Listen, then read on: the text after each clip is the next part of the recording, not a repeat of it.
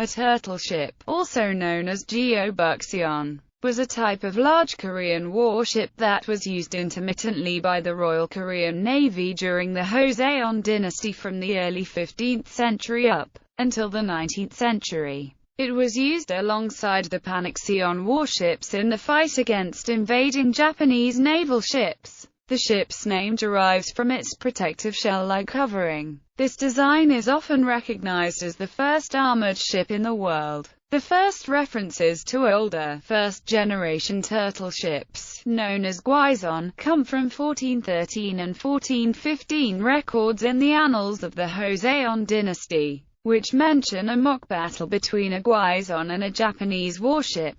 However, these early turtle ships soon fell out of use as Korea's naval preparedness decreased during a long period of relative peace. Turtle ships participated in the war against Japanese naval forces supporting Toyotomi Hideyoshi's attempts to conquer Korea from 1592 to 1598. Korean Admiral Yi Sun-shin is credited with designing the ship. His turtle ships were equipped with at least 5 different types of cannons. Their most distinguishable feature was a dragon-shaped head at the bow that could launch cannon fire or flames from the mouth.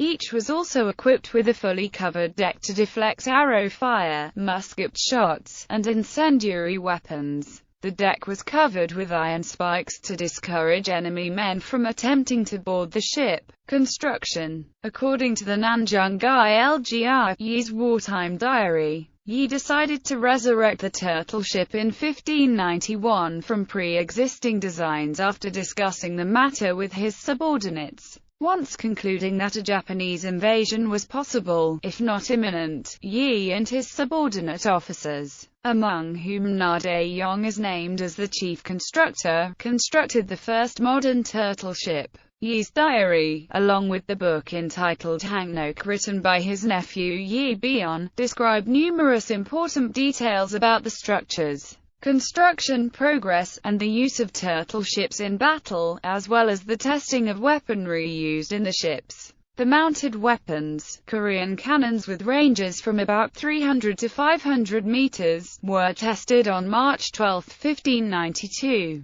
Yi completed his first turtle ship and launched it on March 27, 1592, one day before the siege of Pusan and the Battle of Dadae-jin. Structure. Many different versions of the turtle ships served during the war, but in general they were about 100 to 120 feet long, and strongly resembled the Panexion's bottom structure. The turtle ship was technically a hull that was placed on top of a panexon, with a large anchor held in the front of the ship, and other minor modifications. On the bow of the vessel was mounted a dragon head which emitted sulfur smoke to effectively hide its movement from the enemy in short distance combat. The dragon head, which is considered the most distinguishing feature of the vessel, was large enough for a cannon to fit inside. The dragon head served as a form of psychological warfare, with the aim of striking fear into the hearts of Japanese sailors. Early versions of the turtle ship would burn poisonous materials in the dragon's head to release a poisonous smoke.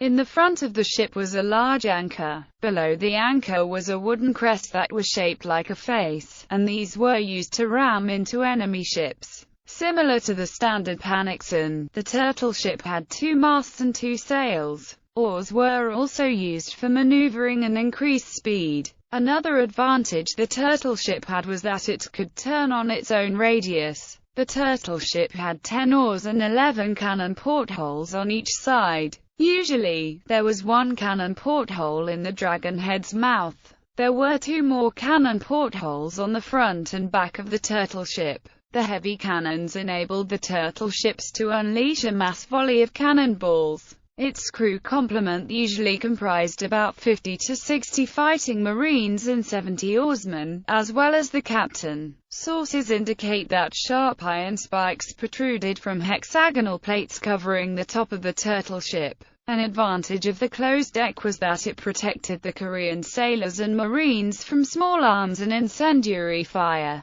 The spikes discouraged Japanese from engaging in the primary method of naval combat at the time. grappling an enemy ship with hooks and then boarding it to engage in hand-to-hand combat. Korean written descriptions all point to a maneuverable ship, capable of sudden bursts of speed. Like the Panexon, the turtle ship featured a U-shaped hull which gave it the advantage of a more stable cannon-firing platform, and the ability to turn within its own radius. The main disadvantage of a U-shaped bottom versus a V-shaped bottom was a somewhat slower cruising speed. Decking. There are sources that state in a generic form that the turtle ship was covered with metal plates, making it a form of ironclad, and the first known ship of this kind in history. Sources that question claims of iron plating also exist. While it is clear from the available sources that the roof of the ship was covered with iron spikes to prevent boarding, there is split opinion among historians on whether the turtle ship was ironclad. One Japanese chronicle mentions a clash in August 1592 which involved 3 Korean turtle ships covered in iron.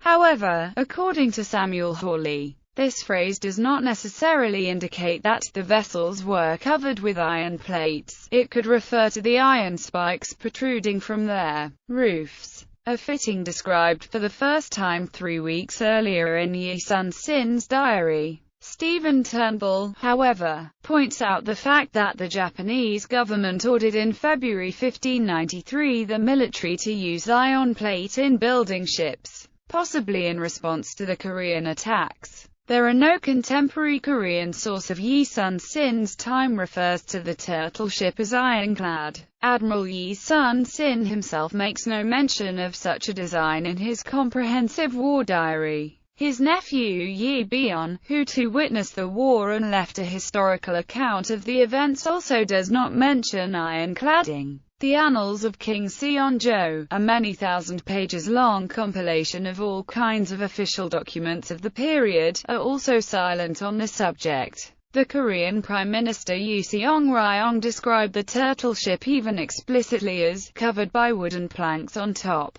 There is also the question of motivation for adding metal plating. Since the Japanese did not commonly employ cannons on their ships until decades later, let alone use plunging cannon fire, any plating would have logically been designed as an anti-incendiary measure, not to withstand cannonballs. The Japanese did commonly use fire arrows and a form of exploding grenades in naval battles during this period. As it was, Yi Sun-shin, who was largely cut off from government supplies throughout his campaigns, found the small amount of 50 pounds iron worth mentioning in his war diary. Therefore, Hawley believes that it is unlikely that Admiral Yi would have passed in silence over the estimated 6 tons of iron necessary for even a single outfit. Such a large amount of iron was equivalent to one ship's entire ordnance, and would have probably been regarded more useful for casting additional cannons,